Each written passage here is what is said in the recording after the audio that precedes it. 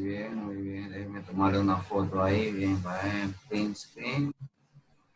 Perfecto.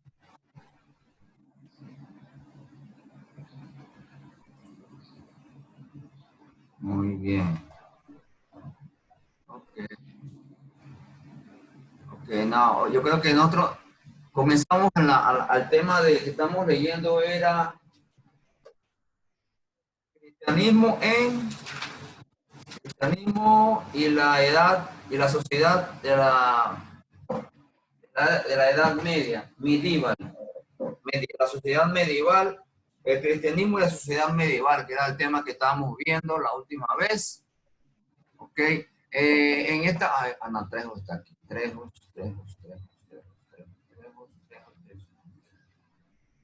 Okay, porque yo creo que están ustedes aburridos de que yo les hable, así que les voy a poner la computadora que les hable, ¿ya?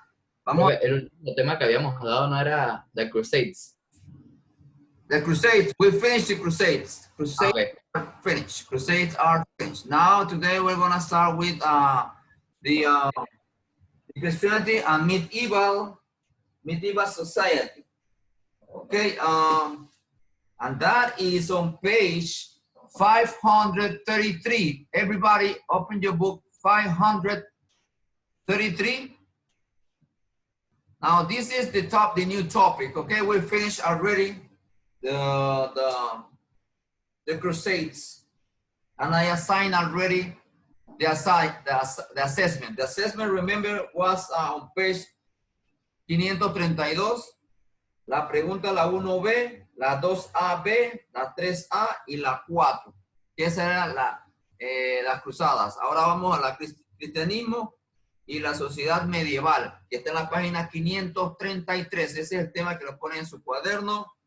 Y el vocabulario de ahí dice clergy, religious order, Francis of Assisi, friars, Thomas Aquinas, and natural laws. Son para ver, son 3 y 3 son 6. 6 palabras de vocabulario que la tienen que poner en su cuaderno y lo buscan la definición y lo ponen ahí. Ok. Para ir más rapidito, le voy a asignar ya cuáles van a ser los assessments, porque este tema es rapidito. Los assessments les voy a dictar, está en la página 539. Ana Lucía, para que vayas, y Astrid, para que vayan subrayando cuáles son las preguntas. En la página 539. 539. Las preguntas del assessment van a ser la 1A y la B. La 1A y la B, subrayenla.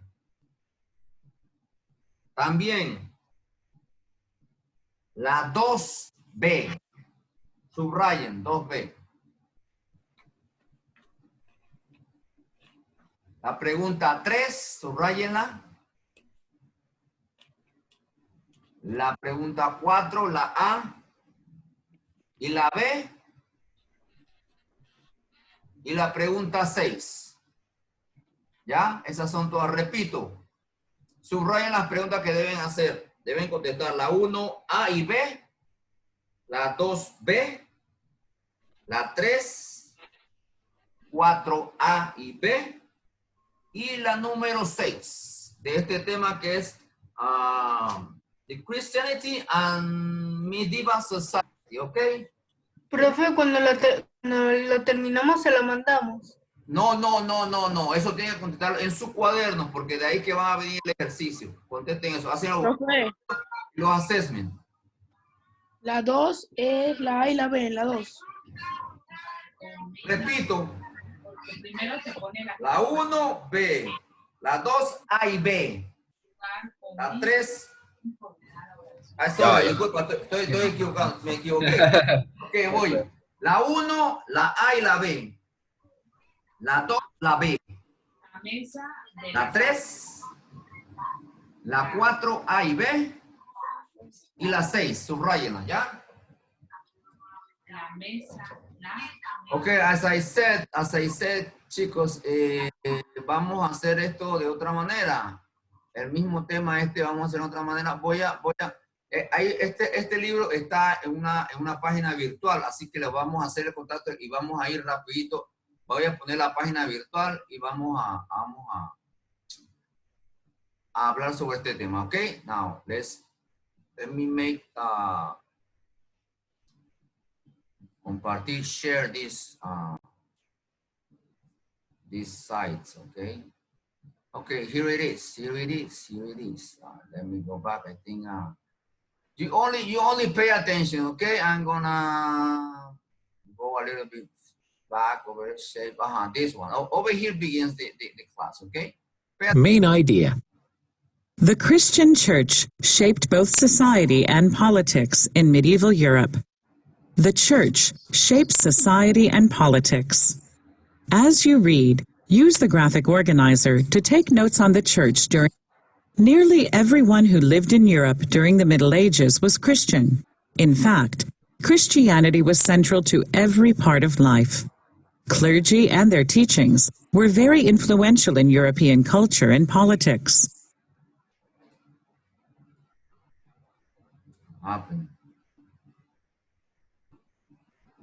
Hold on, guys. Hold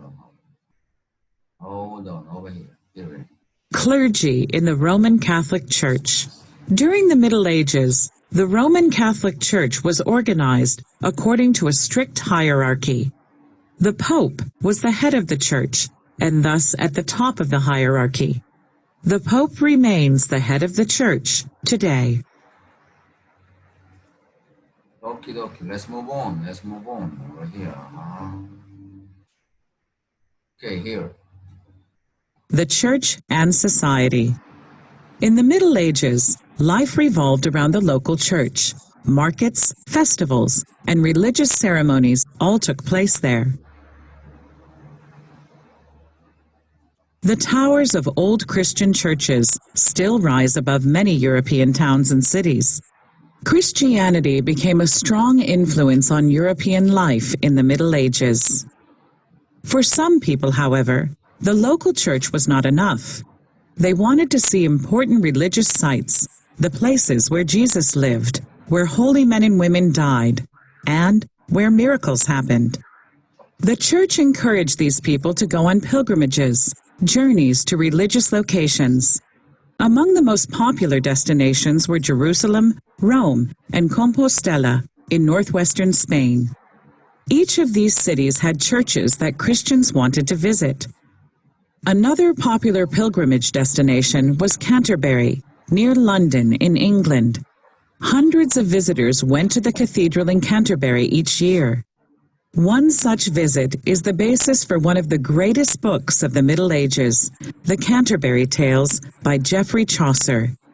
Chaucer's book tells of a group of pilgrims who feel drawn, like many people, to Canterbury. Oh my God, hold on, no, I went too far. There is here.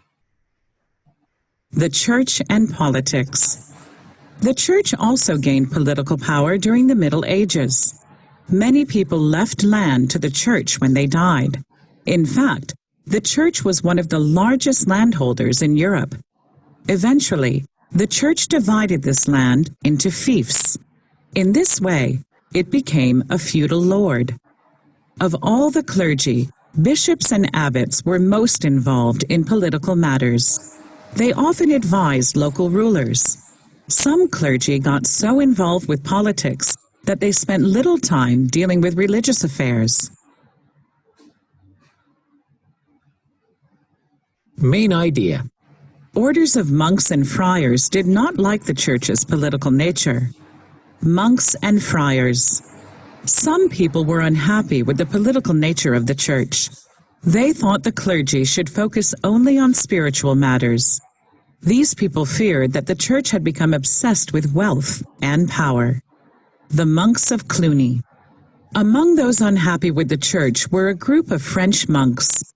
In the early 900s, they started a monastery in the town of Cluny.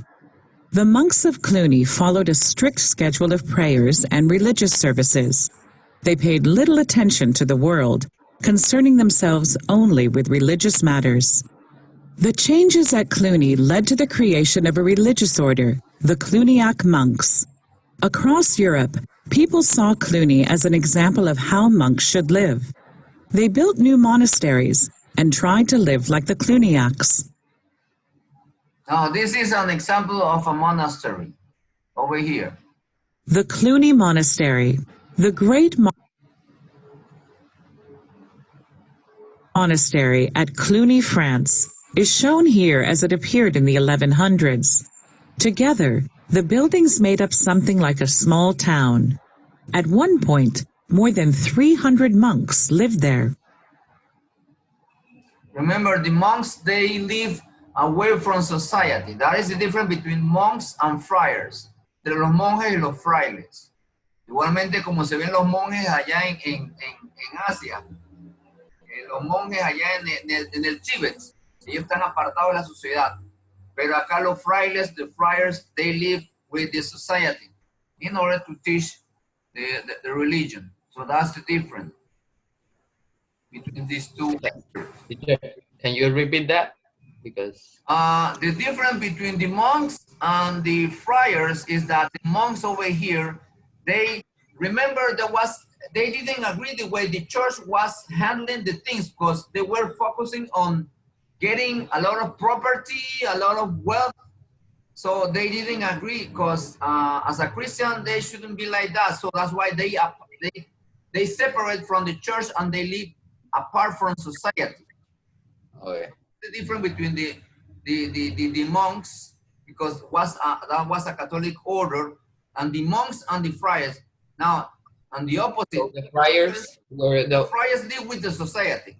Los frailes vivían acá con la sociedad, mientras que los monjes, ellos estaban apartados, and they live in this monastery. They call it monastery, this. but each of them were separated of the church. The monks or the friars?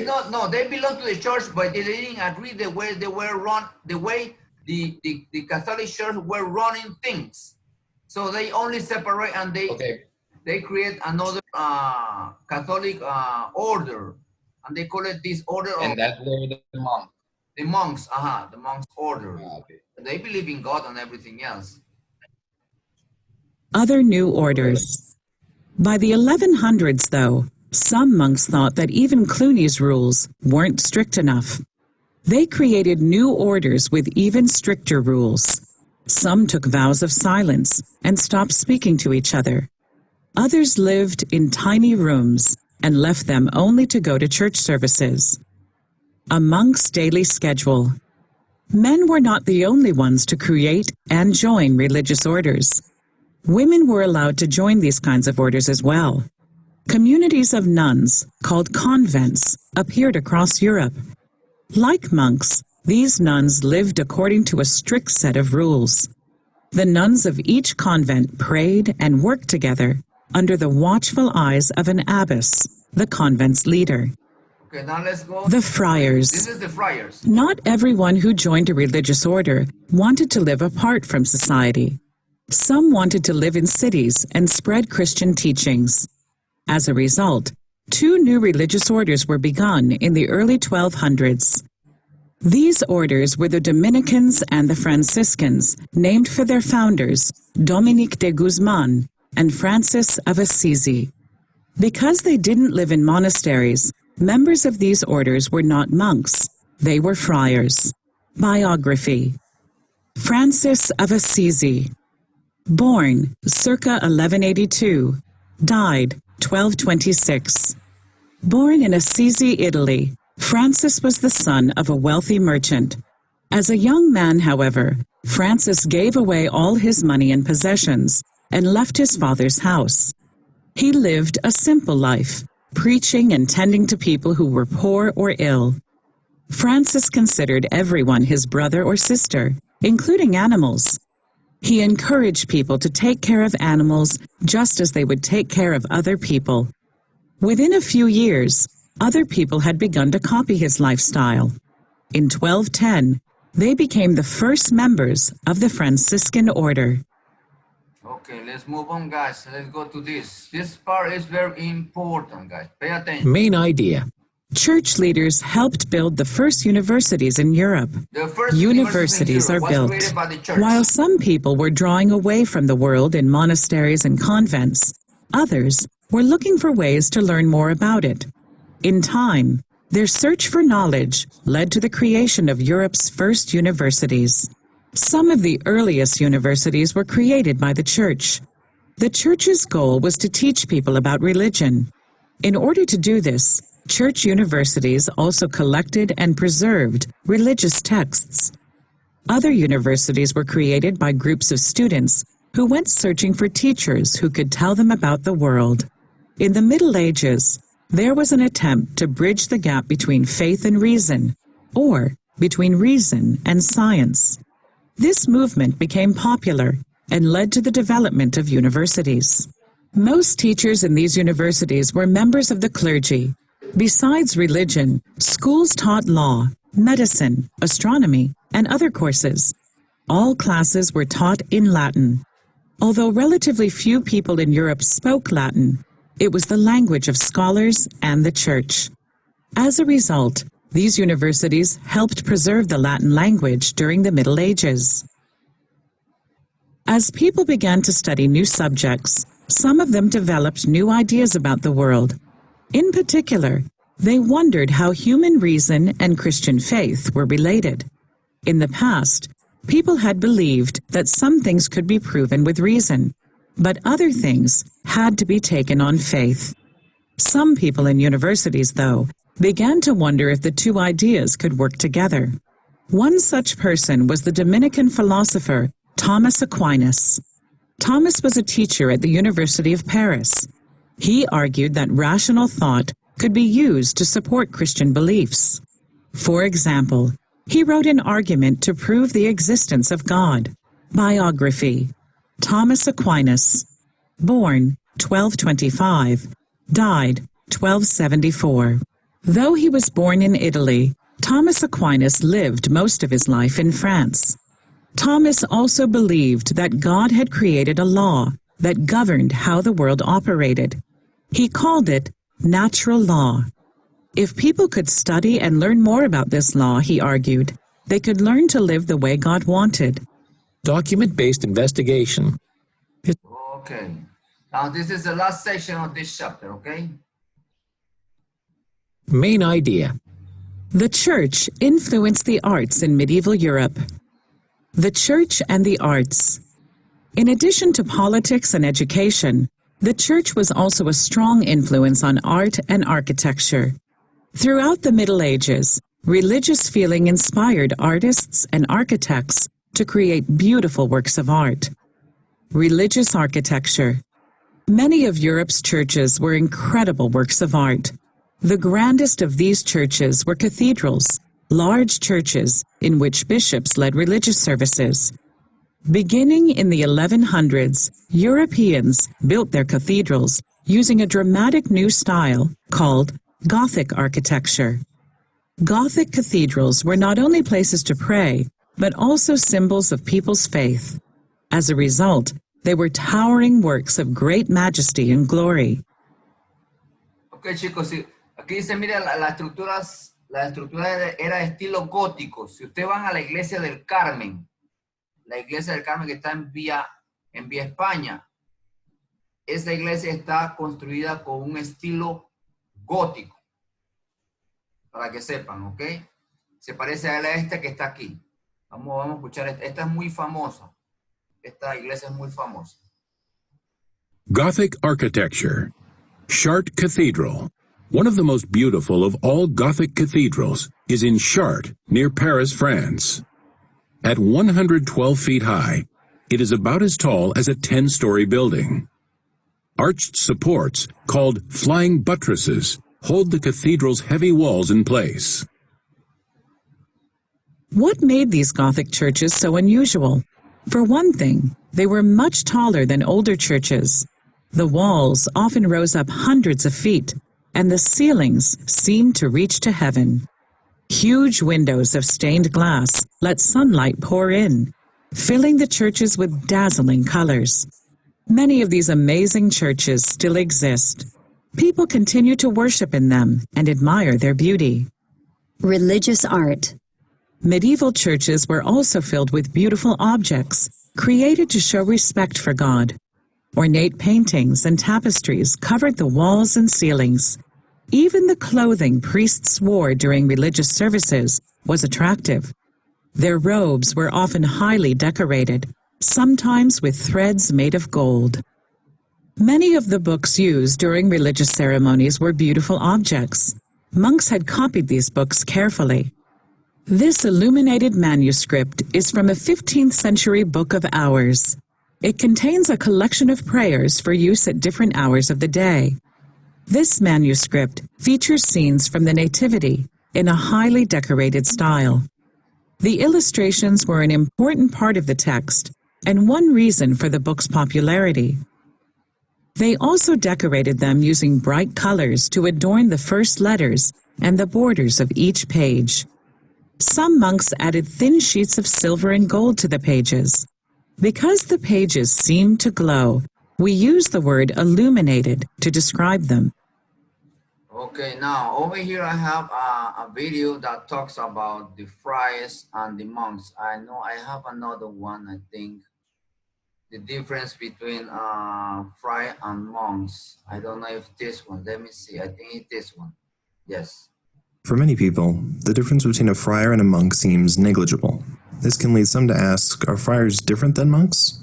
Yes, friars are members of a movement which came out of the 12th century called the Mendicant Orders, namely the Dominicans and the Franciscans. These orders took a radical approach to poverty, aiming to live their entire lives by begging for what they needed. Their way of life can be seen from their name because of the word mendicant, which means to beg. The mission of friars is different than that of monks because friars see a call to preach and work with the poor in urban environments, which means that friars would establish their friaries in cities. Monks, on the other hand, such as the Benedictines, are monastic and have lives of prayer apart from the world in monasteries, which are in theory separate from cities. This emphasis is not absolute, but understanding the intent and mission of these orders can help differentiate them. At the end of the day, just remember that if they look like this and they belong to either the Dominicans or Franciscans, they're friars who live in friaries, and if they're not a Dominican or a Franciscan, they're probably a monk who lives in a monastery.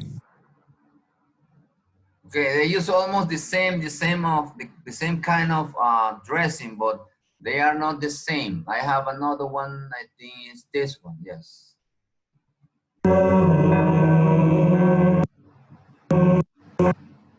There were many religious communities in medieval Britain. 4 of the major movements followed the rule of St. Benedict. The rule of St. Benedict was first adopted in England in the 7th century. By the late Middle Ages, several hundred English monasteries of monks and nuns were living according to this rule. At the core of the Benedictine day was communal prayer, and every day the monks gathered together in church to sing 8 services. Time was also set aside for reading and manual work, which might include gardening, cleaning, or copying manuscripts. Monasteries also had an obligation to offer hospitality to travellers and alms to the poor. The rule of St. Benedict was summed up in the motto, pray and work. In the 11th century, the Cluniacs, a reformed order, wanted a grander style of worship. Their interpretation of the rule called for a celebration of God through beautiful art, architecture, and elaborate services. In Cluniac monasteries, servants did most of the manual labour. The Cluniac life was too opulent for the Cistercians. Cistercian monasteries were plain and secluded. Their services were shorter, and they farmed and carried out their own manual labour. The Cistercians wanted a simpler, more austere spiritual life, but the Carthusians were the most austere of these orders. Carthusian monks wore hooded robes, only came together for a few services each day, and, unlike other orders, they lived and prayed in solitary cells. But in the 16th century... Okay, guys, we don't have enough time. If you wanna expand to know more about this Catholic order, now the difference, as I said, the difference between monks, they are away from society, and the friars, they live with the society. Basically, that's the difference. I'm sorry, okay? Okay, guys, then you have your assignment. Then next week, we're going to discuss your answers about this topic, and then we'll start another topics, okay? Okay, I'm gonna ask a question. Andres Asensio, what do you have at the back? You have to tell me what picture you have at the back. Tell me, what represents that bridge? What is the name of that bridge? The San Francisco Bridge, no? No, what is the name of the bridge? The golden date. A golden date. Uh-huh. Uh-huh. You got 5 extra points. Okay, Trejos? You have 5 extra points. Okay, guys. I don't have enough time. We need to go to another class. No, man, no. You lose your point. See you next Josefina, week. profe. No, complete your assignment for next week, okay? Bye-bye. Bye-bye, guys.